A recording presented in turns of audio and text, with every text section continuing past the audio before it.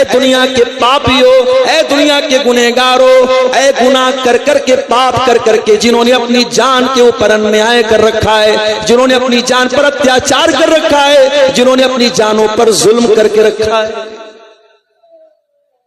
اچھا اللہ نے ڈائریکٹ یوں کیوں نہیں بولا اے نبی آپ گنہگاروں سے بول دیجیے؟ اللہ نے گنہگاروں کو بھی یہ حوصلہ دیا، اے گنہگاروں تم جتنا بھی گناہ کر لو تم اللہ کی بندگی سے باہر تو نہیں نکل سکتے۔ پاپ کرتے کرتے زمین تمہارے پاپوں سے بھر جائے لیکن تم اس زمین کے کنارے سے باہر تو نہیں نکل سکتے، تمہیں گھوم پھر کر کے آنا تو اسی دھرتی پر ہے، اسی زمین پر ہے۔ اے میرے گنہگار بندو، سب کے بعد تم میرے بندے ہو، میں تمہیں اپنا بندہ مانتا ہوں۔ ہائے میرے رب تو کتنا کریم ہے، جو تیرے ساتھ شرک کر رہے تو ان کو بھی اپنا بندہ کہہ رہا ہے، جو تجھے گالیاں دے رہے تو ان کو بھی اپنا بندہ کہہ رہا ہے، جو تیری دھرتی پر زنا کر رہے ہیں اے اللہ تو ان کو بھی اپنا بندہ کہہ رہا ہے۔ آج بیٹا باپ کی شان میں بدتمیزی کر دے، باپ بیٹے کو گھر سے نکال دیتا ہے، بیٹی ماں کے ساتھ زبان چلا دے، ماں بیٹی سے بات تک نہیں کرتی ہے۔ اے اللہ تو کتنا حلیم ہے، تو کتنا کریم ہے، اے اللہ تیری رحمتوں کا کوئی ٹھکانہ نہیں، تو گنہگاروں کو بھی اپنا بندہ کہہ رہا ہے۔ اے اللہ تیری محبت پر قربان جاؤں تو بندہ کہہ کے مخاطب کر رہا ہے، قل یا عبادی الذین اسرفوا، اے میرے وہ بندو جنہوں نے گناہ کر کر کے اپنی جانوں کے اوپر ظلم کیا ہے۔ ایک نقطہ یہ بھی ملا، گناہ کر کے ہم دوسروں کا نقصان تو بعد میں کرتے ہیں، پہلے تو اپنا نقصان کرتے ہیں۔ او لوگو تم کبھی گناہ کر کے یہ نہ سوچنا ویلنٹائنز ڈے پر بہت سارے زنا ہوئے ہوں گے، بہت سارے ہوٹل کے کمرے آباد ہوئے ہوں گے، بہت سارے بدکاری کے کام ہوئے ہوں گے، وقتی طور پر چند منٹوں کے لیے چند گھنٹوں کے لیے لوگوں کو مزہ آیا ہوگا، لیکن یاد رکھو میرے پیارے ساتھیوں گناہ کی نحوست انسان کے جسم کے اوپر بھی پڑتی ہے، انسان کی ذات پر بھی پڑتی ہے، انسان کے بال بچوں پر بھی گناہ کا اثر پڑتا ہے، انسان کی صحت پر بھی گناہ کا اثر پڑتا ہے، انسان کی سواری پر بھی گناہ کا اثر پڑتا ہے، انسان کی روزی روٹی پر بھی گناہ کا اثر پڑتا ہے۔ گناہ وقتی طور پہ آپ کو مزہ دے سکتا ہے لیکن گناہ پرماننٹلی دائمی طور پر گناہ نقصان ہی دے کر کے جائے گا۔ ہم جن کی اولاد ہے آدم علیہ السلام، ذرا قرآن میں ان کا واقعہ اٹھا کے دیکھیے۔ آدم علیہ السلام کو اللہ تعالیٰ نے جنت میں رکھا اور اللہ نے آدم اور حوا دونوں سے کہا کہ تمہیں جو کھانا ہے کھا لو، وَلَا تَقْرَبَا هَذِهِ الشَّجَرَةَ فَتَكُونَا مِنَ الظَّالِمِينَ، اے آدم اے حوا اس پیڑ کے قریب نہ جانا ورنہ تم ظالم بن جاؤ گے۔ آدم اور حوا ایسا تو نہیں کہ نادان تھے، نہ سمجھ تھے، جنت میں سب کچھ ان کو مل رہا تھا، بڑی آرام کی زندگی چل رہی تھی۔ شیطان کو پتا تھا بہت آسان تو نہیں آدم کو بہکانا، بہت آسان تو نہیں حوا کو بہکانا، لیکن شیطان کو یہ بھی پتا تھا کہ اللہ والوں کو اللہ کا نام لے کے جلدی بیوقوف بنایا جا سکتا ہے، دینداروں کو دین کے نام پہ آسانی سے بیوقوف بنایا جا سکتا ہے۔ اسی لیے شیطان آدم کے پاس آیا، حوا کے پاس آیا اور کہا کہ اے آدم اے حوا جس پیڑ کے قریب جانے سے تم کو اللہ نے منع کیا ہے وہ تو شجرۃ الخلد ہے، وہ تو امرت کا پیڑ ہے، اس کو کھا لو گے تو ہمیشہ ہمیش رہو گے۔ اچھا ایک بات ہے، آدم علیہ السلام کو شیطان نے جب بہکانے کی کوشش کی تو لالچ کیا دلایا کہ اے آدم ہمیشہ رہو گے۔ اس کا مطلب کہ انسان کو لائف میں کوئی چیز ملے اور وہ پرماننٹلی ملے، ہمیشہ ملے، یہ انسان کی نیچرل خواہش ہے، فطری خواہش ہے۔ آدم علیہ السلام کے اندر بھی یہ خواہش تھی اور شیطان کو پتا تھا کہ یہ جال میں پھینکوں گا تو آدم کو آسانی سے میں اپنے جال میں لے سکتا ہوں۔ کہا اے آدم اے حوا اس پیڑ کو تم کھا لو گے تو ہمیشہ ہمیش تم جنت میں رہو گے۔ وَقَاسَمَهُمَا إِنِّي لَكُمَا لَمِنَ النَّاصِحِينَ، اور شیطان نے جھوٹی قسم بھی کھائی، اللہ کی قسم کھا کے میں کہتا ہوں میں تمہاری بھلائی چاہتا ہوں، میں تمہارا خیر خواہ ہوں۔ جب شیطان نے قسم کھا لی تو ہمارے باپ آدم اور ہماری ماں حوا اس کے دھوکے میں آ گئے. فَدَلَّاهُمَا بِغُرُورٍ، شیطان نے دونوں کو اپنے شیشے میں اتار لیا، دونوں کو دھوکے میں ڈال دیا. فَلَمَّا ذَاقَا الشَّجَرَةَ بَدَتْ لَهُمَا سَوْآتُهُمَا، اور جیسے ہی دونوں نے اس پیڑ کے پھل کو چکھا فوراً دونوں کے بدن سے کپڑے اتر گئے، دونوں ننگے ہو گئے. دیکھو اللہ کی نافرمانی کا نتیجہ دیکھو. آدم علیہ السلام اللہ کے نبی ہیں، پہلے انسان ہیں، تمام انسانوں کے باپ ہیں، لیکن جب جس کام سے اللہ نے منع کیا تھا جیسے ہی انہوں نے وہ کام کیا پہلا نتیجہ کیا نکلا؟ ان کے بدن کے کپڑے اتر گئے، دونوں ننگے ہو گئے. اچھا جب دونوں ننگے ہو گئے تو یہ نہیں ہوا کہ ننگے ہو کر کے وہ آرام سے رہیں. جیسے ہی وہ ننگے ہوئے فَاتَّفِقَا يَقْصِفَانِ عَلَيْهِمَا مِنْ وَرَقِ الْجَنَّةِ، دونوں جنت کے پتوں کو پکڑ پکڑ کے اپنی شرمگاہ کو ڈھانپنے لگے. دونوں کو ننگا رہنا بالکل بھی پسند نہیں تھا. او دنیا والو، اگر تم واقعی میں آدم کی اولاد ہو اور واقعی میں تم حوا کی اولاد ہو تو خبردار ننگے رہنا کبھی گوارا نہ کرنا، ننگے پن کے قریب نہ جانا، ولگیرٹی کے قریب نہ جانا، اشلیلتا کے قریب نہ جانا. جس کو ننگا پن پسند ہو، آج دنیا کے بڑے بڑے ترقی یافتہ لوگ وہ سمندر کے کنارے ننگے ہو کر کے ان کی عورتیں لیٹی رہتی ہیں اور اس کو ترقی کا نام دیا جاتا ہے، اس کو تفریح کا نام دیا جاتا ہے. اے دنیا کے بے شرموں اور بے غیرتوں، تم اپنا نام آدم کی اولاد سے کٹوا دو. اگر تم واقعی میں آدم کی اولاد ہو، اگر واقعی میں تم آدم کے بیٹے ہو تو تمہیں ننگا رہنا بالکل بھی پسند نہیں ہونا چاہیے. جس کے اندر آدم علیہ السلام کی خصلت ہوگی، جو حقیقت میں آدم کا بیٹا کہلانے کے لائق ہے، جو حوا کی بیٹی کہلانے کے لائق ہے، وہ ننگا رہنا کبھی پسند نہیں کرے گا، وہ ننگا رہنا کبھی پسند نہیں کرے گی. دونوں اپنے بدن کو پتے سے ڈھانپنے لگے اور جب دونوں کو احساس ہوا کہ شیطان نے تو ہم سے غلط کام کروا دیا، دونوں کو فوراً احساس ہوا اور دونوں نے اللہ کی بارگاہ میں ہاتھ اٹھایا اور بڑی پیاری دعا کی. ربنا ظلمنا انفسنا وان لم تغفر لنا وترحمنا لنکونن من الخاسرین. اے اللہ، ہم نے یہ جو غلطی کی ہے، اے اللہ ہم نے اپنی جان پر ظلم کیا ہے، ہم نے اپنے اوپر اتیاچار کیا ہے. اے اللہ ہم نے کسی اور کا کچھ نہیں بگاڑا، ہم نے تو اپنا بگاڑا ہے، ہم نے تو اپنے لیے گڈھا کھود لیا ہے. ربنا ظلمنا انفسنا، اے اللہ تیری نافرمانی کر کے ہم نے بہت بڑا ظلم اپنے اوپر کر لیا ہے. وَإِن لَّمْ تَغْفِرْ لَنَا وَتَرْحَمْنَا، اور اے اللہ اگر تو نے نہیں بخشا اور تو نے رحم نہیں کیا، لَنَكُونَنَّ مِنَ الْخَاسِرِينَ، تو ہم سے زیادہ خسارہ اور نقصان اٹھانے والا کوئی نہیں ہوگا. تو پتہ یہ چلا کہ جب انسان گناہ کرتا ہے تو اپنی جان پر ظلم کرتا ہے، اپنے اوپر اتیاچار کرتا ہے. یہی بات اللہ تعالیٰ سورہ زمر کی آیت نمبر 53 میں کہہ رہا ہے، قُلْ يَا عِبَادِيَ الَّذِينَ أَسْرَفُوا عَلَىٰ أَنفُسِهِمْ، اے میرے وہ بندو جنہوں نے گناہ کر کر کے اپنی جان پر ظلم کر لیا ہے، لا تقنطوا من رحمت اللہ، اے میرے گنہگار بندو کہیں تمہارے دماغ میں یہ خیال نہ آئے اب تو ہم توبہ کریں گے تب بھی اللہ نہیں سنے گا، اب تو ہم معافی مانگیں گے تب بھی اللہ معاف نہیں کرے گا. او میرے گنہگار بندو، ایک بار توبہ تو کر کے دیکھو، ایک بار معافی تو مانگ کے دیکھو. لا تقنطوا من رحمت اللہ، اللہ کی رحمت سے کبھی مایوس مت ہونا. ان اللہ یغفر الذنوب جميعا، اللہ تعالیٰ کے یہاں اگر سچی توبہ کر کے جاؤ گے، اللہ کے یہاں کوئی پاپ بڑا نہیں ہے، کوئی گناہ بڑا نہیں ہے، بڑے سے بڑا گناہ اللہ کی رحمت سے بڑا نہیں ہے. اس سے سچی توبہ کرو گے وہ تمہارے سمست پاپوں کو، تمام گناہوں کو معاف کر دے گا. انہ هو الغفور الرحیم، وہ بہت بخشنے والا، بہت رحم کرنے والا ہے.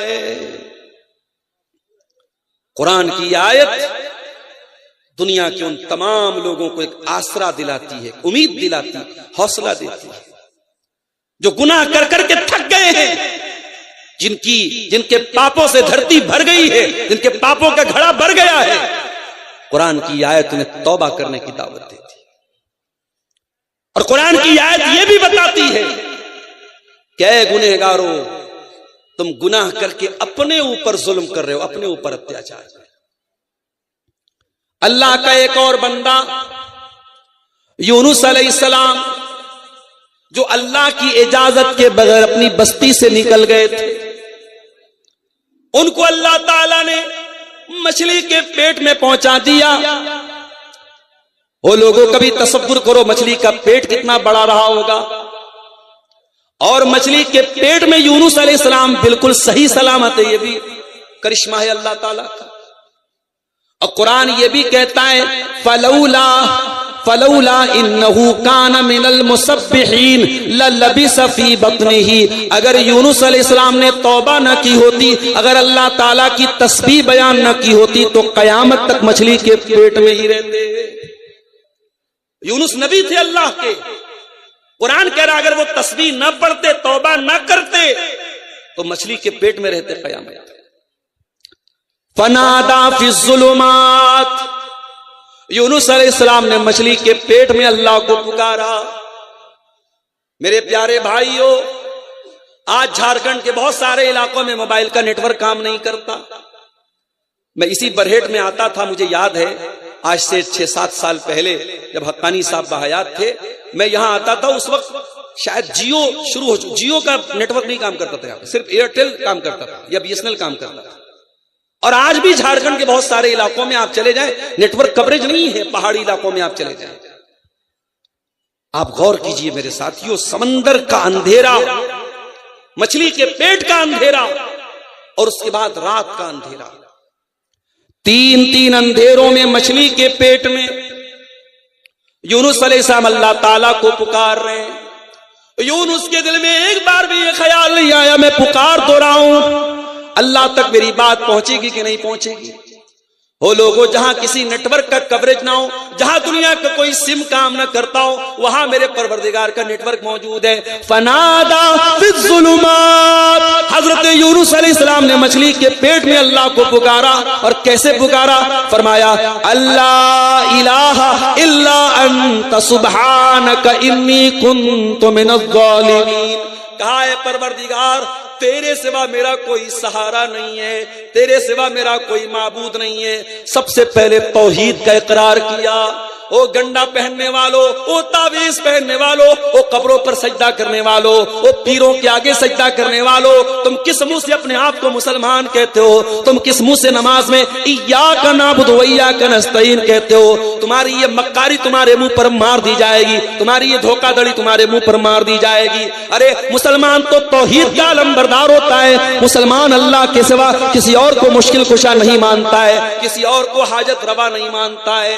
یونس علیہ السلام نے سب سے پہلے اللہ کی توحید کا اقرار کیا، لا الہ الا انت، اے اللہ تیرے سوا میرا کوئی معبود نہیں ہے، کوئی سہارا نہیں ہے۔ سبحانک، اے اللہ میں اپنی غلطی کو مانتا ہوں، میں اپنی خطا کو مانتا ہوں، اے اللہ تو پاک ہے، میری خطا تھی، میری غلطی تھی۔ سبحانک انی کنت من الظالمین، اے اللہ مجھ سے غلطی ہو گئی، میں نے ظلم کیا، میں نے اتیاچار کیا، میں تیری اجازت کے بغیر اپنی قوم کو چھوڑ کے چلا گیا، اے اللہ مجھے معاف کر دے۔ یہ یونس علیہ السلام کی دعا ہے، کتنی پیاری دعا ہے، اس میں اللہ کی توحید کا بھی اقرار ہے، اللہ کی تسبیح بھی بیان ہو رہی ہے، اور اپنے گناہ کا، اپنی غلطی کا اعتراف بھی ہو رہا ہے۔ اسی لیے اللہ کے نبی فرماتے ہیں کہ مچھلی والے نبی کی دعا کسی بھی مصیبت میں انسان اگر پڑھے گا، مسلمان پڑھے گا، تو اللہ ضرور اس کی مصیبت کو دور کرے گا۔ یہ دعا صرف یونس علیہ السلام کے لیے نہیں تھی، یہ قیامت تک آنے والے مومنوں کے لیے دعا ہے، اور یہ دعا بھی ہمیں یہ سکھاتی ہے میرے پیارے ساتھیوں کہ انسان جب اللہ کی نافرمانی کرتا ہے، اللہ کی کوئی بات نہیں مانتا ہے، تو انسان کسی اور پر اتیاچار نہیں کرتا ہے، انسان سب سے پہلے اپنے نفس کے اوپر، اپنے اوپر ظلم کرتا ہے۔ اور آگے بڑھیے، نبی کے دور میں ایک توبہ کا واقعہ آپ کو سناتا ہوں۔ جنگ تبوک کا موقع ہے، مدینہ سے 700 کلومیٹر کا لمبا سفر کرنا ہے، مئی اور جون کا مہینہ ہے، کھجوریں پک چکی ہیں، بس فصل کو کاٹنا باقی ہے۔ نبی اکرم نے اعلان کیا میں تبوک کی طرف جانا ہے۔ صحابہ کرام کے لیے بہت بڑی آزمائش کا ٹائم تھا، ایک تو گرمی کا موسم تھا، لمبا سفر کرنا تھا، کھجور آلریڈی پک چکی تھی، کھجوروں کو چھوڑ کے جانا تھا۔ زیادہ تر صحابہ کرام تو تیار ہو گئے، 3 صحابہ ایسے تھے جو اپنی سستی اور کاہلی کی وجہ سے اللہ کے پیارے نبی کے پاس کے ساتھ نہیں جا پائے۔ اس میں ایک صحابی کا نام تھا کعب بن مالک، ایک کا نام تھا ہلال بن امیہ، اور ایک کا نام تھا مرارہ ابن ربی۔ یہ 3 صحابی تھے جو اللہ کے نبی کے ساتھ، طاقت تھی ان کے پاس، سواری بھی تھی، وہ جا سکتے تھے، مگر اپنی سستی کی وجہ سے نہیں گئے۔ جب اللہ کے پیارے نبی تبوک سے واپس آئے، منافقوں نے آ کر کے جھوٹا بہانہ کرنا شروع کیا، اے اللہ کے نبی مجھے یہ تکلیف تھی، یہ بیماری تھی۔ اللہ کے نبی نے ان کا بہانہ قبول کیا، کہا جب اللہ تمہیں معاف کرے، جب اللہ تمہیں معاف کرے۔ جب حضرت کعب بن مالک کا نمبر آیا، انہوں نے اپنے دل میں سوچا کہ اگر میں اللہ کے رسول کے پاس جھوٹ بول دیتا ہوں تو آج نہیں تو کل اللہ تعالیٰ میری حقیقت کو کھول دے گا، لیکن میں اگر سچ بول دیتا ہوں ہو سکتا ہے کہ اللہ کے نبی وقتی طور پہ ناراض ہو جائیں، لیکن اللہ تعالیٰ ضرور میری توبہ بعد میں قبول کر لے گا۔ یہی سوچ کر کے جب کعب بن مالک اللہ کے نبی کے پاس آیا، آپ نے پوچھا ہے کعب کیا بات ہے، تم ہمارے ساتھ تبوک میں کیوں نہیں آئے؟ کہا ہے اللہ کے نبی میں آپ کے سامنے جھوٹ نہیں بول سکتا، میں بالکل تندرست و توانا تھا، میری سواریاں بھی تیار تھی، میں آپ کے ساتھ جانے کا ارادہ بھی رکھتا تھا۔ جب آپ کا قافلہ نکل گیا، میں نے کہا میری سواریاں تو ریڈی ہیں، میں 2-3 دن کے بعد بھی جاؤں گا تو قافلے میں شامل ہو جاؤں گا۔ اے اللہ کے رسول میں سست پڑ گیا، میں کاہلی میں پڑ گیا، اور جب میں نے ارادہ کیا تب تک قافلہ بہت دور جا چکا تھا، میری غلطی تھی، میں جان بوجھ کر کے آپ کے ساتھ نہیں جا پایا۔ نبی اکرم نے صحابہ سے کہا کعب بن مالک سچ بول رہے ہیں، لیکن اللہ تعالیٰ کی طرف سے مجھے یہ حکم دیا گیا ہے کہ ان سے کوئی بات نہیں کرے گا۔ کعب بن مالک سے بات چیت بند کر دی گئی، ان کا سوشل بائیکاٹ کر دیا گیا، اور کعب بن مالک کا حال یہ ہو گیا کہ وہ مسجد میں آتے، کسی کو سلام کرتے تو کوئی سلام کا جواب دینے کو تیار نہیں ہے۔ کہتے ہیں جب میں نماز پڑھنے لگتا تھا مجھے ایسا لگتا تھا کہ اللہ کے نبی مجھ کو دیکھ رہے ہیں، لیکن جب میں سلام پھیرتا تھا تو اللہ کے نبی اپنا چہرہ پھیر لیتے تھے۔ کعب بن مالک نے پتہ لگایا کہ یہ اکیلے میرے ساتھ یہ مسئلہ ہے یا کوئی اور بھی ہے جو اس مسئلے میں میرے ساتھ ہے، تو پتہ لگا کہ 2 لوگ اور ہیں۔ اس طریقے سے 50 دن کا ٹائم گزرا، اور ایک ایک دن حضرت کعب بن مالک اور ان کے ساتھیوں پر پہاڑ کی طرح گزرا ہے۔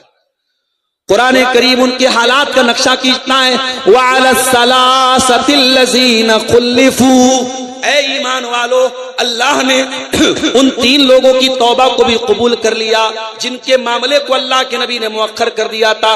حَتَّى إِذَا ضَاقَتْ عَلَيْهِمُ الْأَرْضُ بِمَا رَحُبَتْ وَضَاقَتْ عَلَيْهِمْ أَنفُسُهُمْ، یہاں تک کہ زمین ان کے لیے تنگ ہو گئی اور ان کی جان بھی ان کے لیے تنگ ہو گئی۔ 50 دن کا ٹائم گزر گیا میرے ساتھیوں، کوئی بات کرنے والا نہیں۔ 50 دن کے بعد حضرت کعب بن مالک اپنے مکان کی چھت پہ نماز پڑھ رہے تھے، اتنے میں دور سے ایک پکارنے والے نے پکارا، ابشر یا کعب بن مالک، اے کعب بن مالک خوش ہو جاؤ، اللہ نے تمہاری توبہ قبول کر لی اور تمہارے بارے میں قرآن کی آیتیں نازل ہو گئی ہیں۔ کعب بن مالک کہتے میرے پاس کچھ اور تو نہیں تھا، میں نے اپنے بدن کا کپڑا اتار کر کے اس کو پہنا دیا، اتنی خوشی مجھ کو ہوئی۔ غور کیجئے میرے پیارے ساتھ، سچے دل سے انہوں نے آنسو بہائے کہ 50 دن تک اللہ سے گر گڑا کے دعائیں کی تھی، اللہ نے ان کی توبہ کو قبول کیا تھا۔ میرے پیارے ساتھیوں، رمضان کا مہینہ ہمارے سامنے، رمضان کا مہینہ صرف افطار کا مہینہ نہیں ہے، صرف سحری کا مہینہ نہیں ہے، رمضان کا مہینہ اللہ کی بارگاہ میں سچی توبہ کرنے کا بھی مہینہ ہے۔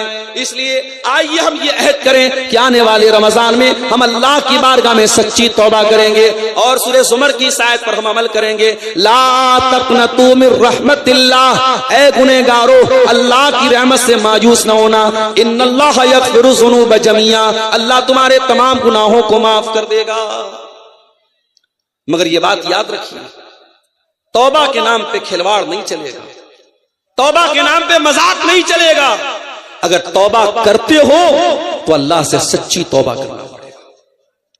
یا ایھا الذین آمنوا توبوا الی اللہ توبۃ نصوحا، اے ایمان والو اللہ کی بارگاہ میں سچی توبہ کرو. عسیٰ ربکم ان یکفر عنکم سیئاتکم، جب تم اللہ سے سچی توبہ کرو گے اللہ تمہاری خطاؤں کو معاف کر دے گا.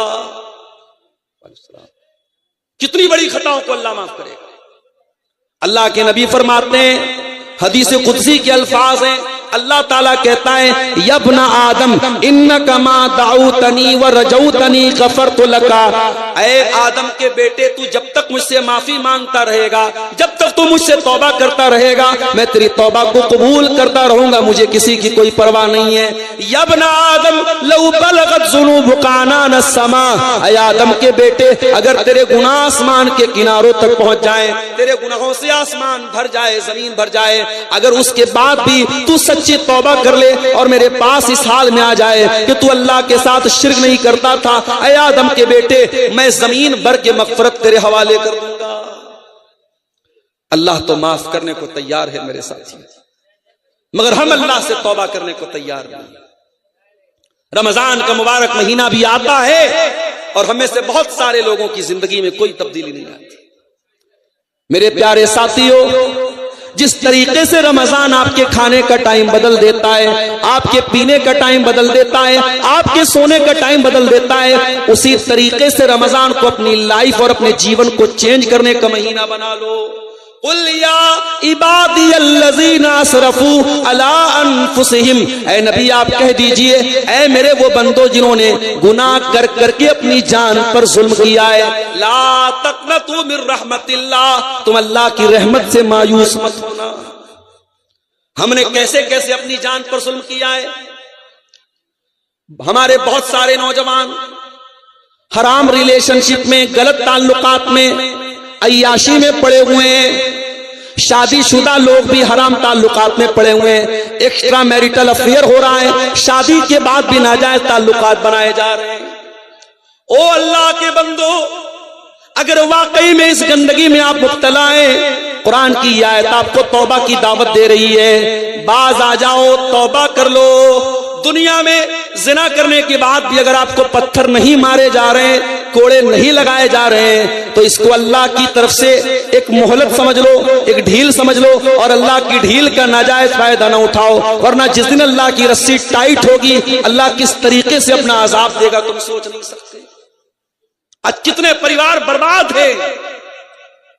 مرد کا کسی اور عورت کے ساتھ تعلق ہے، عورت کا کسی اور مرد کے ساتھ تعلق ہے، کتنے پریوار تباہ ہیں، کتنے گھر برباد ہیں میرے پیارے ساتھی. کبھی آپ نے غور کیا ہے شادی شدہ انسان کی زنا کی سزا اسلام میں اتنی کٹھور کیوں رکھی گئی؟ بھئی کنوارا لڑکا لڑکی زنا کرے تو 100 کوڑے کی سزا ہے. الزانیۃ والزانی فاجلدوا کل واحد منہما 100 جلدہ، زنا کرنے والی عورت اور زنا کرنے والے مرد کو 100 کوڑے مارو. اور اس کے بعد فرمایا وَلَا تَأْخُذْكُمْ بِهِمَا رَأْفَةٌ فِي دِينِ اللَّهِ، اور جب زنا کی یہ سزا دی جائے تو کوئی دیا درشٹی نہ کی جائے، کوئی کرپا نہ کی جائے، کوئی رحم نہ کھایا جائے. یہ 100 کوڑے ان کو مارے جائیں. وَلْيَشْهَدْ عَذَابَهُمَا طَائِفَةٌ مِّنَ الْمُؤْمِنِينَ، اور یہ 100 کوڑے کی سزا سب کے سامنے دی جائے. یہ کس کی سزا ہے؟ کنوارے کی سزا ہے. اور یہی سیم کرائم، یہی سیم گناہ اگر شادی شدہ کرتا ہے تو سزا کس چیز کی ہے؟ رجم کی سزا ہے، پتھروں سے مار کے ختم کرنے کی سزا ہے. اے اللہ، تو نے یہ 2 طرح کی سزائیں ایک ہی اپرادھ کے لیے کیوں رکھی ہیں؟ اس کا بھی جواب سن لو. جس کنوارے لڑکا لڑکی نے زنا کیا اس نے بھی بہت بڑا پاپ کیا، مگر اس کے پاس کوئی حلال الٹرنیٹ نہیں تھا. جس انسان کی شادی ہو چکی ہے، جس مرد کی شادی ہو چکی ہے، جس عورت کی ساتھ شادی ہو چکی ہے، اس کے پاس اپنی خواہشات کا ایک حلال الٹرنیٹ موجود تھا، ایک حلال بدل موجود تھا. اس نے اگر حلال بدل کو چھوڑ کر کے حرام راستہ اپنایا ہے، اللہ کیا یہ جرم معافی کے قابل نہیں ہے. دنیا میں اس کی سزا سزائے موت ہے، پتھروں سے مار مار کے ختم کیا جائے گا. اگر اسلامی حکومت ہے تو رجم کر دیا جائے گا. اب آپ غور کیجئے اس کی وجہ کیا ہو رہی ہے. اگر آپ اس کی وجہ پر غور کریں گے، بہت سارے گھروں میں مردوں کا اپنی بیویوں سے دور رہنا بھی بہت بڑی وجہ ہے. بھئی ٹھیک ہے، ایک آدمی نوکری کر رہا ہے، باہر ہے، ایک مجبوری ہے اس کے ساتھ، مگر اس میں بھی میں ایک بات کہوں گا کہ اگر آپ باہر نوکری کر رہے ہیں تب بھی آپ اگر ہو سکے پاسبل ہے تو فیملی کو ساتھ میں لے کے رہیں، اور اگر پاسبل نہیں ہے تو کوشش یہ کیجئے کہ بیچ بیچ میں اپنی فیملی کو ٹائم دیجئے. شادی کے بعد شوہر دور رہے اور بیوی سسرال میں رہے، یہ بالکل مناسب نہیں ہے. یہ بھی گھروں کے اندر زناکاری کو دعوت دینے والی چیز ہے. اور اسی طریقے سے بیوی کا شوہر کے لیے سجنا سنورنا، میک اپ کرنا، اپنے آپ کو خوبصورت بنانا، یہ بھی بہت ضروری ہے میرے پیارے ساتھیوں. بہت ساری شادی شدہ عورتیں جب یہ کام نہیں کرتی ہیں تو بازار کی گندی عورتیں، بازاری عورتیں ان کے شوہر کو رجھانے کے لیے اپنے آپ کو سجاتی سنوارتی ہیں. جس عورت کو حکم دیا گیا کہ اپنے شوہر کے لیے وہ سجے سورے، اپنے شوہر کو چھوڑ کر کے وہ زمانے کے لیے اپنے آپ کو سجائے اور سنوارے، میری پیاری ماں بہنوں، یہ کون سے انصاف کی بات ہے؟ عورت کو حکم دیا گیا ہے کہ وہ اپنے شوہر کے لیے خوبصورت بنے، اپنے شوہر کے لیے میک اپ کرے، اپنے شوہر کے لیے اپنے آپ کو سجائے اور سنوارے. زمانے کے لیے تیرا میک اپ ہے، زمانے کے لیے تیری خوبصورتی ہے، اور شوہر کے لیے تیری خوبصورتی نہیں ہے تو اپنے شوہر کے ساتھ انیائے کر رہی ہے، تو اپنے شوہر کے ساتھ ناانصافی کر رہی ہے. شوہر کی بھی ذمہ داری ہے شادی کے بعد زندگی میں بیوی کا حق ادا کرنا بھی اس کی بہت بڑی ذمہ داری ہے. صرف اچھا کپڑا پہنا دینا، اچھا کھانا کھلا دینا، بڑے مکان میں اپنی بیوی کو رکھ لینا، یہ کافی نہیں ہے. بیوی کو ہر طریقے کا سکون دینا، یہ بھی شوہر کی ذمہ داری ہے. اور جب اس معاملے میں شوہر کی طرف سے کوتاہی ہوتی ہے تو بہت سارے گھروں میں بگاڑ پیدا ہوتا ہے. تو یہ بہت بڑا ظلم ہے، اتیاچار ہے جو اپنی جانوں پر بہت سارے لوگ کر رہے ہیں. قرآن کریم ان کو بھی دعوت دے رہا ہے، یا عبادی الذین اسرفوا علی انفسہم لا تقنطوا من رحمت اللہ، اے میرے وہ بندو جنہوں نے زنا کر کے اپنے نفسوں پر ظلم کیا ہے، آؤ اللہ سے سچی توبہ کر لو، اللہ سے معافی مانگو. اور میں اپنی بہنوں کو ایک بات بتانا چاہتا ہوں، آج کل پیار اور محبت کے نام پہ بڑے ڈرامے چل رہے ہیں. یہ دنیا بھر کے ویلنٹائن ڈے اور روز ڈے اور ٹیڈی ڈے اور فلانا ڈے اور ڈکانا ڈے جو منایا جا رہا ہے، یہ ڈھکوسلے میرے پیارے ساتھیوں، یہ سب زناکاری کو پروموٹ کرنے کے لیے ہو رہے ہیں. میری بہنوں کان کھول کے سن لو، جو لڑکا آپ سے محبت کا دعویٰ کرتا ہے، اگر واقعی میں وہ آپ سے محبت کرتا ہے، وہ کبھی آپ کو زنا کی دعوت نہیں دے گا. جو زنا کی دعوت دے، جو حرام رشتہ بنانے کی بات کرے، وہ کبھی آپ سے محبت نہیں کرتا ہے. وہ آج آپ تک پہنچ رہا ہے، کل کسی اور تک پہنچے گا. جو سچی محبت کا دعوے دار ہوگا، جو سچی محبت کرے گا، وہ حلال طریقے سے آپ کے باپ سے، آپ کے والد سے آپ کا رشتہ مانگے گا. اگر آپ کے والد نہیں ہوں گے، ان کے سامنے ہاتھ جوڑ کر کے ان کو منانے کی کوشش کرے گا، مگر حلال طریقے سے اپنی شریک حیات بنائے گا، اپنی بیوی بنا کر کے جنت میں اپنے ساتھ لے کے جائے گا. جو محبت کرے گا وہ زنا کر کے آپ کو جہنم میں لے کے نہیں جائے گا. جو محبت کرے گا وہ نکاح کر کے آپ کو اپنی شریک حیات بنائے گا. یہ بات اپنے دماغ میں بٹھا لو میری بہنوں، اور اس حرام کاری اور زنا کاری کے فتنے سے اپنے آپ کو بچا لو. نبی کے دور میں ایک عورت اللہ کے نبی کے پاس آتی ہے، غامدیہ عورت آ کر کے کہتی ہے، اللہ کے نبی انی اصبت الزنا، میں نے زنا کیا ہے. آپ نے اس کو ٹالنے کی کوشش کی. اس نے کہا، اللہ کے نبی مجھ کو ٹالنے کی کوشش نہ کیجیے. اس عورت کے پہلے ایک صحابی بھی اللہ کے نبی کے پاس آئے تھے جن کا نام ماعز بن مالک اسلمی تھا. انہوں نے بھی آ کر کے اقرار کیا تھا، انی اصبت الزنا، اے اللہ کے نبی میں نے زنا کیا ہے، میں شادی شدہ انسان ہوں، مجھے معلوم ہے زنا کی اسلام میں سزا کیا ہے.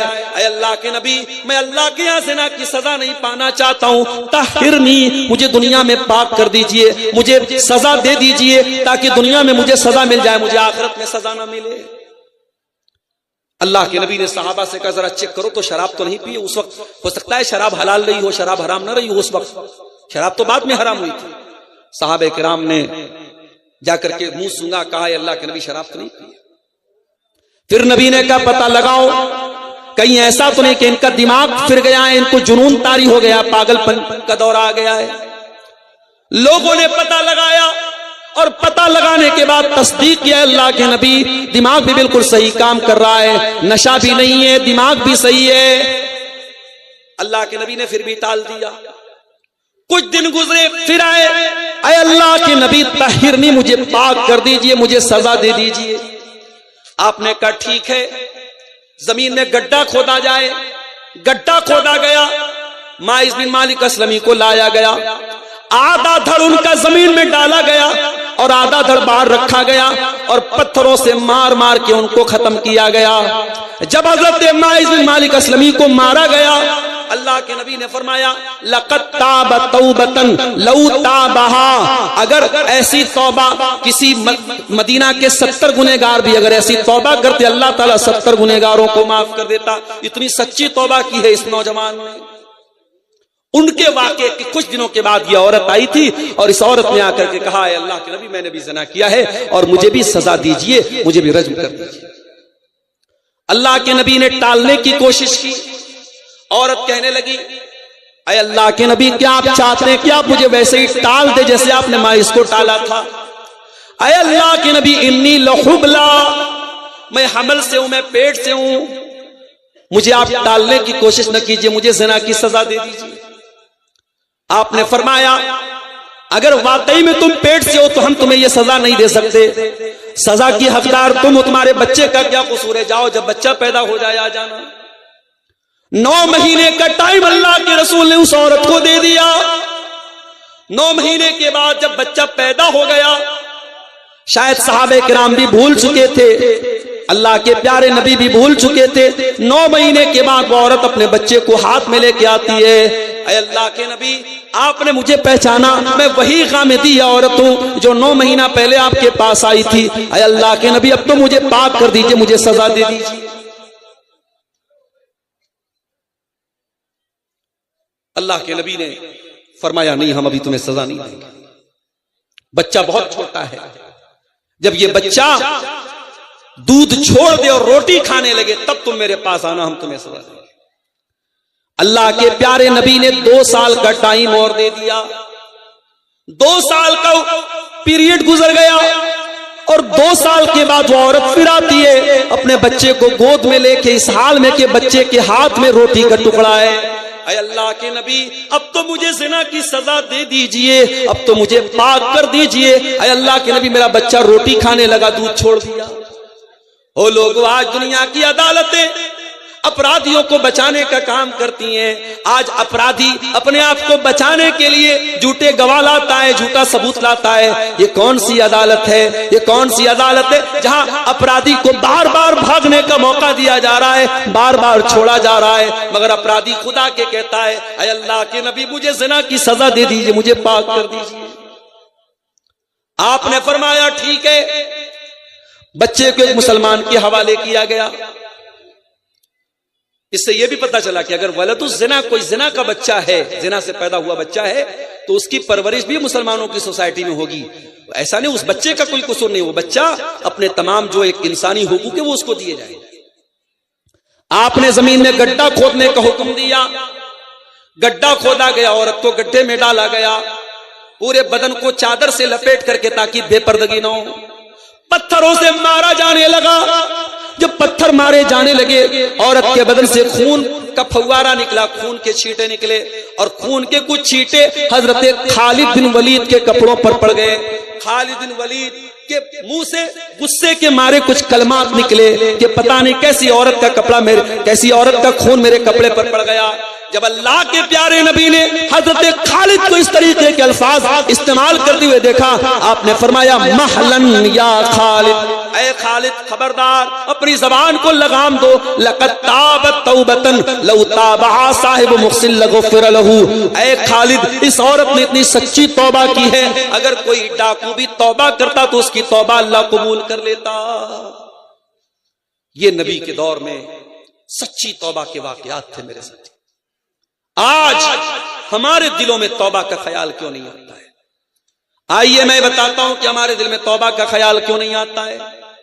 ہمارے ہاتھوں میں جو یہ موبائل ہے، جو یہ سوشل میڈیا ہے، جو یہ انسٹاگرام ہے، جو یہ اسنیپ چیٹ ہے، ان تمام چیزوں میں اتنے گھرے ہوئے ہیں ہم کہ دن رات یہ گندے ریلز دیکھتے ہوئے اور گانے بجانے دیکھتے ہوئے ہمارے دل مردہ ہو چکے ہیں، اور جب دل مردہ ہو جائے تو پھر دل میں توبہ کا خیال نہیں آتا ہے۔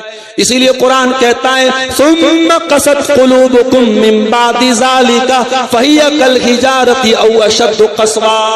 اے گنہگارو، جب تم گناہ کرتے ہو، جب تم پاپ کرتے ہو تو تمہارے دل پتھروں سے بھی زیادہ کٹھور ہو جاتے ہیں۔ جب دل گناہ کرتا ہے تو دل گناہ کرتے کرتے پتھروں سے بھی زیادہ کٹھور ہو جاتا ہے۔ ابھی بنارس میں شب برات کے تہوار کو منایا گیا بڑی دھوم دھام سے، اور ایک ویڈیو، میں شب برات والے دن اتفاق سے نہیں تھا بنارس میں، ایک ہمارے بھائی نے ایک ویڈیو بھیجا، قبرستان کا فوٹو، بنارس کے قبرستان کا فوٹو، دیکھ کے لگ ہی نہیں رہا تھا یہ قبرستان ہے، ایسا لگ رہا تھا کوئی شادی کا کوئی میرج ہال ہے، کوئی شادی ہو رہی ہے۔ صاحب تمام قبروں پر بڑے بڑے پھول کی مالائیں پڑی ہیں اور پورا پھول سے سجایا گیا ہے، یہ ابا کی قبر ہے، یہ اماں کی قبر ہے، یہ فلانے کی قبر ہے، پورے قبرستان کو سجایا گیا۔ اس قدر کٹھور دل ہو چکے ہیں ہم اور آپ کہ آج قبرستان جیسی جگہ پر بھی موت یاد نہیں آتی ہے۔ آج قبرستان کو بھی میرج ہال کی طرح سجایا جا رہا ہے۔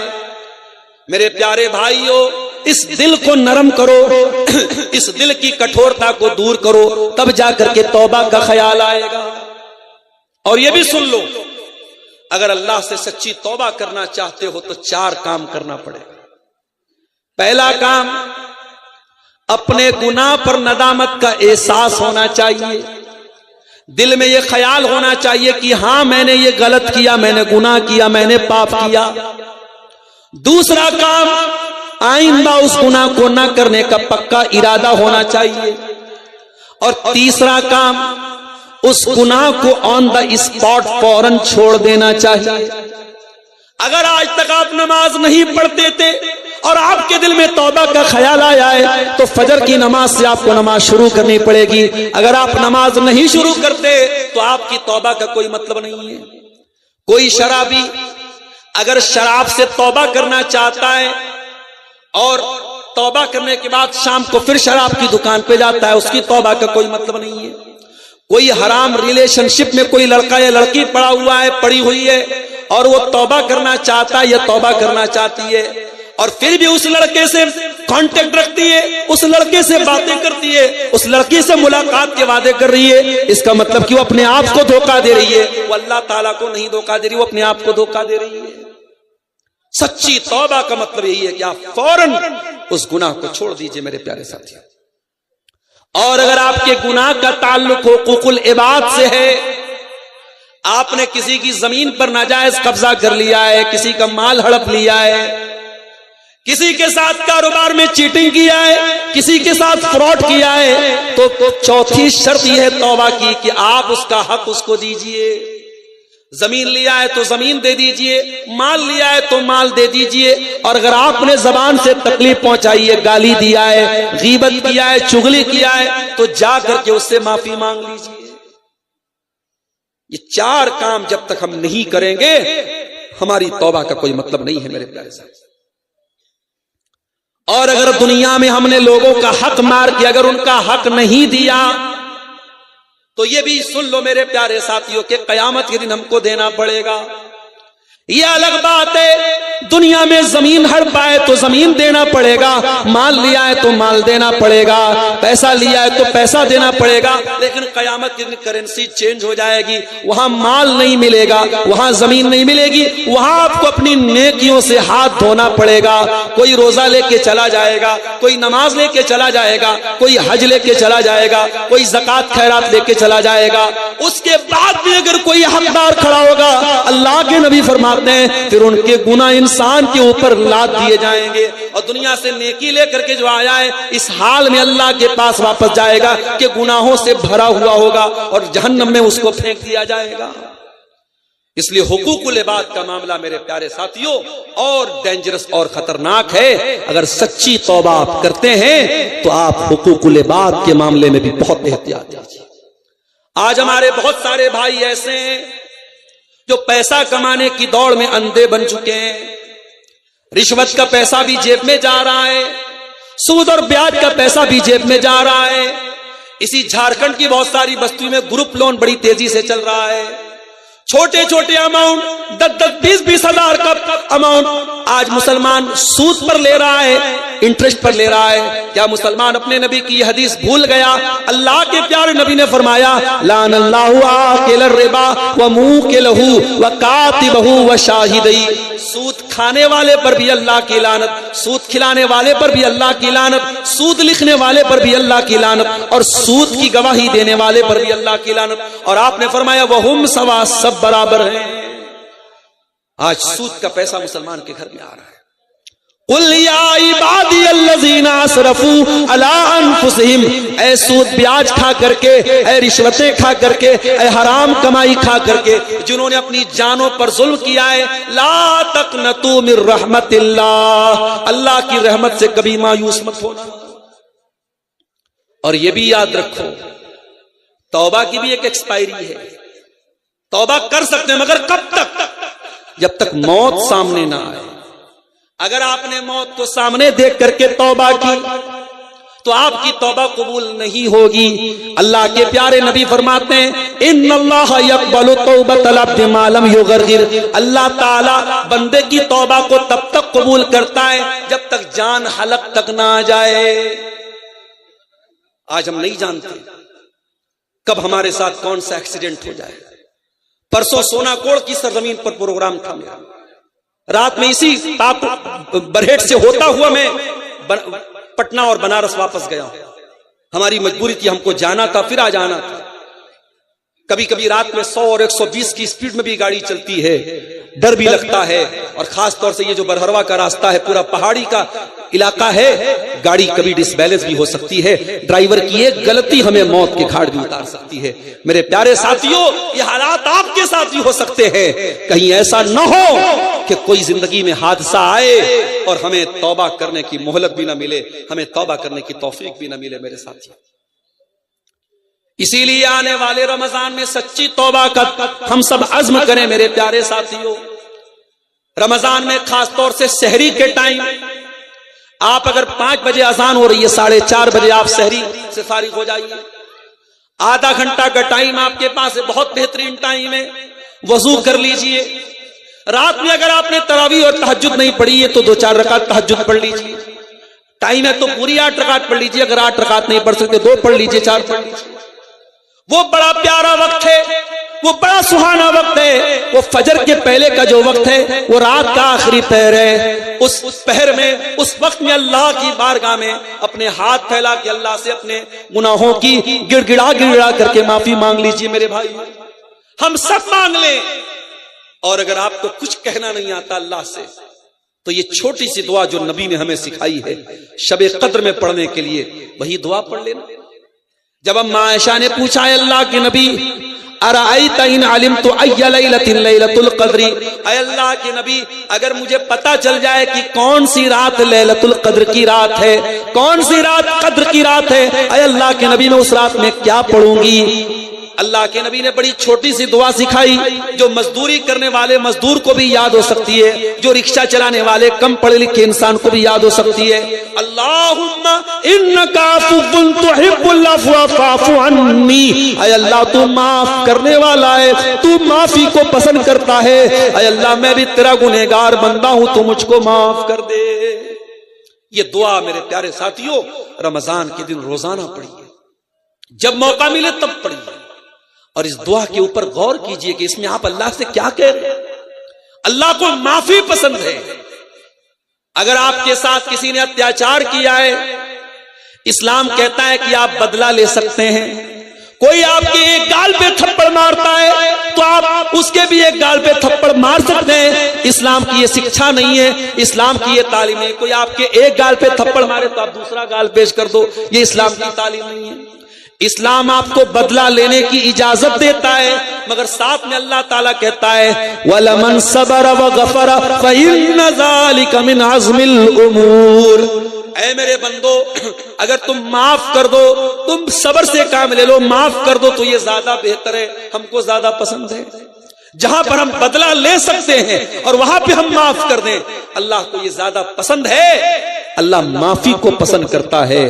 ہم جب اللہ سے شب قدر میں دعا کرتے تو یہی تو کہتے ہیں اللہم ان انک عفو تحب العفو فاعف عنا، اے اللہ تو معاف کرنے والا ہے اور معافی کو پسند کرتا ہے، اے اللہ میں بھی تو تیرا خطا کار اور گنہگار بندہ ہوں، اے اللہ تو مجھ کو بھی معاف کر دے۔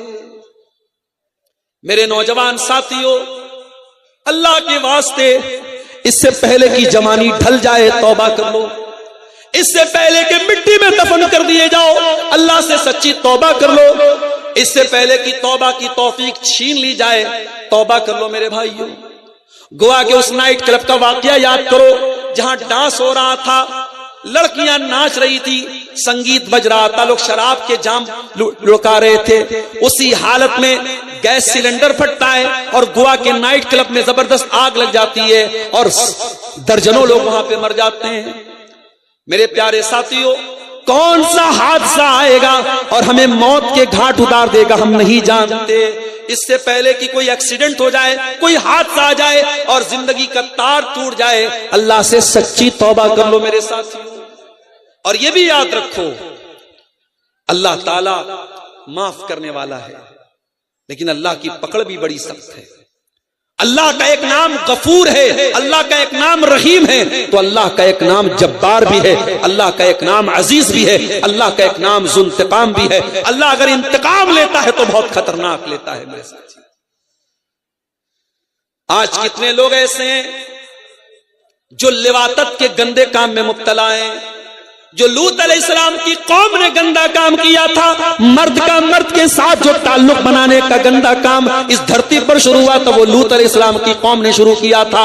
آج دنیا میں یہ کام بھی دھڑلے سے ہو رہا ہے، اور ابھی دلی میں ایک بہت بڑا مارچ بھی نکلا تھا۔ یہ جو اپنے آپ کو لیسبین اور گے بولتے ہیں، یہ جو مرد مرد کے ساتھ تعلق بناتا ہے، عورت عورت کے ساتھ تعلق بناتے ہیں، جن کو سم لینگک کہا جاتا ہے، جن کو ہومو سیکسول کہا جاتا ہے، جن کو LGBT کہا جاتا ہے، ان لوگوں نے باقاعدہ دلی میں مارچ نکالا تھا۔ آج دنیا میں عدالتوں نے ان کو سرٹیفکیٹ دے دیا ہے، لڑکا لڑکا کے ساتھ شادی کرنا چاہے کر سکتا ہے، لڑکی لڑکی کے ساتھ شادی کرنا چاہے کر سکتا ہے، مگر یاد رکھو اللہ کے نزدیک یہ بہت بڑا پاپ ہے۔ اور جب لوط علیہ السلام کی بستی نے اور ان کی قوم نے جب یہ پاپ کیا تھا، جب یہ گناہ کیا تھا، تو بہت دردناک عذاب اللہ کا اترا تھا اور آسمان سے پتھروں کی بارش ہوئی تھی اور پوری بستی کو اللہ تعالیٰ نے الٹ دیا تھا۔ میرے پیارے ساتھیوں، اللہ تعالیٰ اگر ڈھیل دے رہا ہے، اس کا مطلب کوئی ظالم یہ نہ سمجھے کہ اللہ کی ڈھیل کا مطلب یہ کہ ہمیں چھوڑ دیا جائے گا۔ اللہ یا تو دنیا ہی میں بہت سخت پکڑ کرے گا، اور دنیا میں نہیں تو آخرت میں تو بہت خطرناک پکڑ ہونے والی ہے میرے ساتھ۔ میرے پیارے ساتھیوں، سورہ زمر کی اس آیت کی روشنی میں آپ کو یہی پیغام دے رہا ہوں، آنے والے رمضان کو توبہ کا مہینہ بنا لو، اور قرآن کی ایک اور آیت بھی اپنے سامنے رکھو، سورہ بقرہ کی وہ آیت جو اللہ کے نبی پر سب سے آخری آیت اتری تھی، جس آیت کے اترنے کے 9 دن کے بعد اللہ کے نبی کا انتقال ہو گیا تھا۔ اس آیت میں اللہ نے ہم سے کیا فرمایا؟ وَاتَّقُوا يَوْمًا تُرْجَعُونَ فِيهِ إِلَى اللَّهِ، اے میرے بندو اس دن سے ڈرو جس دن تم اللہ کے سامنے لوٹائے جاؤ گے۔ ثُمَّ تُوَفَّىٰ كُلُّ نَفْسٍ مَّا كَسَبَتْ، اور اس دن ہر نفس کو اس کے عمل کا پورا پورا بدلہ دیا جائے گا۔ وَهُمْ لَا يُظْلَمُونَ، اور کسی کے ساتھ کوئی ظلم نہیں ہوگا۔ اللہ کی عدالت میں میرے پیارے بھائیوں کسی کے ساتھ کوئی ظلم نہیں ہوگا۔ اللہ کے ترازو پر رائی کے دانے کے برابر بھی اگر کوئی چیز ہوگی وہ تولی جائے گی۔ وَنَزَعُ الْمَوَازِينَ الْقِسْطَ لِيَوْمِ الْقِيَامَةِ، ہم قیامت کے دن انصاف کا ترازو رکھیں گے۔ فَلَا تُظْلَمُ نَفْسٌ شَيْئًا، اور کسی کے ساتھ کوئی ظلم نہیں کیا جائے گا۔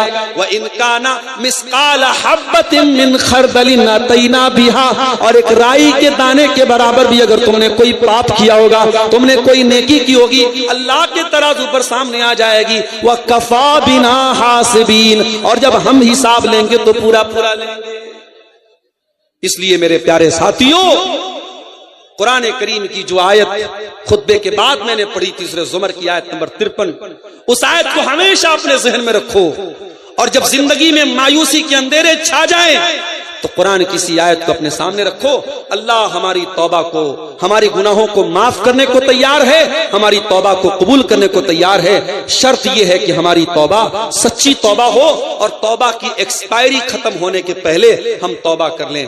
میرے عزیزو، اخیر میں ایک بات یہ بھی کہنا چاہوں گا کہ رمضان کا مبارک مہینہ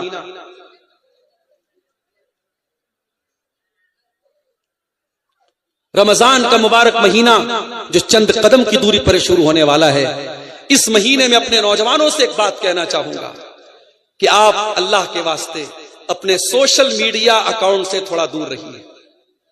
انسٹاگرام اور فیس بک اور واٹس ایپ کی دنیا سے تھوڑا باہر آئیے. یہ مہینہ ان چیزوں میں برباد مت کیجیے میرے ساتھی. یاد رکھیے ہم اور آپ خوش نصیب ہیں، اللہ ہمیں زندگی میں ایک رمضان اور دے رہا ہے. اس رمضان کو اگر ہم سوشل میڈیا میں برباد کر رہے ہیں، اور میں دیکھتا ہوں بہت سارے نوجوانوں کو رمضان کے مہینے میں بھی جیسی تراویح پڑھ کے نکلے فوراً واٹس ایپ چیک کر رہے ہیں، انسٹاگرام چیک کر رہے ہیں، اسنیپ چیٹ چیک کر رہے ہیں. اللہ کے واسطے ایک مہینے کے لیے سوشل میڈیا سے بالکل سنیاس لے لیجئے، دور رہیے.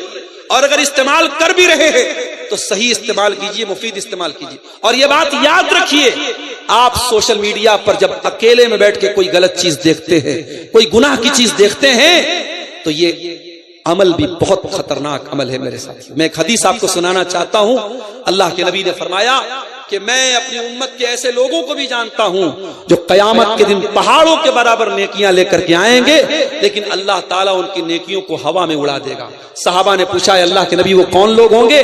آپ نے فرمایا وہ نماز بھی پڑھیں گے، وہ روزہ بھی رکھیں گے، وہ عبادت بھی کریں گے، وَلَكِنَّهُمْ إِذَا خَلَوْا بِمَحَارِمِ اللَّهِ انْتَهَكُوهَا. لیکن جب ان کو تنہائی ملے گی، جب اکیلا پن ملے گا، جب ایکانت میں جائیں گے تو وہ غلط کام کریں گے.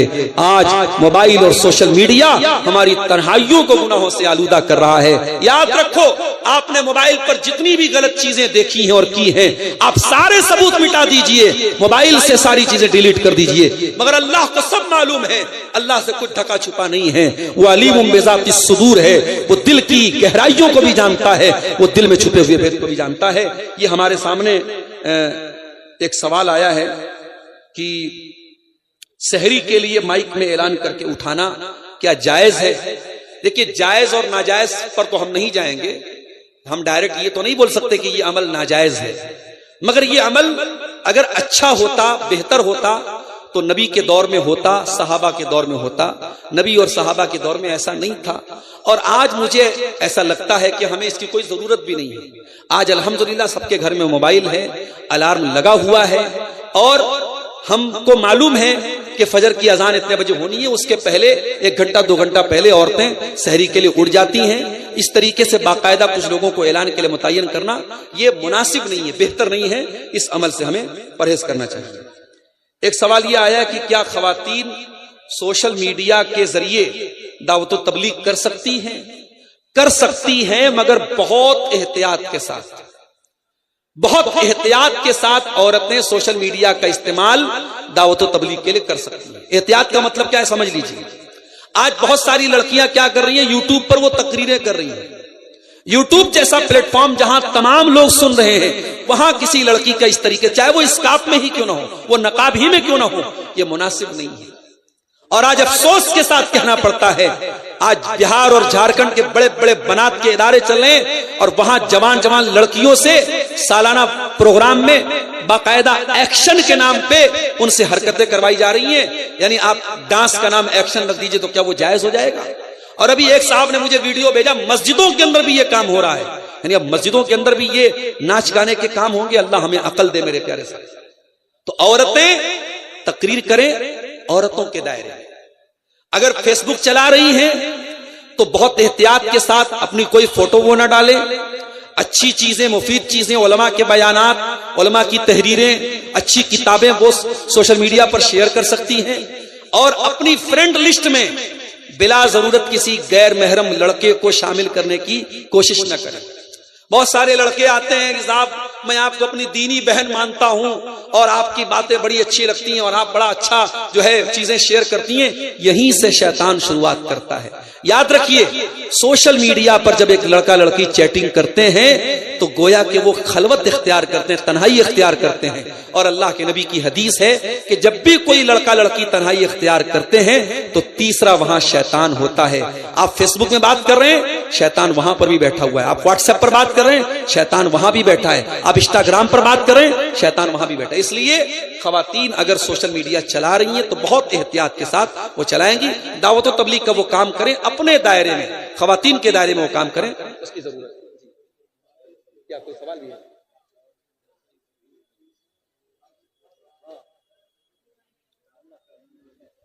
یہ سب سوالات تو بہت عام سے سوالات ہیں، سب کو معلوم ہے۔ روزے کی حالت میں بیوی سے ملنا سب کو معلوم ہے کہ بھائی یہ جائز نہیں ہے، حرام ہے، یعنی جن چیزوں کو روزے کی حالت میں منع کیا گیا، کھانا پینا، اس میں یہ چیز بھی شامل ہے۔ اس کے بعد ایک سوال ہے، روزے کی حالت میں منی خارج ہو جائے تو کیا کریں؟ دیکھیے، اگر کوئی انسان سویا ہوا ہے اور اس کو احتلام ہو گیا تو ظاہر ہے کہ اس میں انسان کا کوئی کنٹرول نہیں ہے۔ اگر انسان کی اپنی کسی کوشش اور عمل کے بغیر اس کو خود سے احتلام ہو جائے خواب کی حالت میں، اور صبح وہ اٹھے اور وہ ناپاک ہے، تو اسی حالت میں وہ سحری کر لے، وہ اس کا روزہ ایک دم صحیح ہے، لیکن فجر کے پہلے وہ غسل کر کے فجر کی نماز جماعت کے ساتھ پڑھے گا۔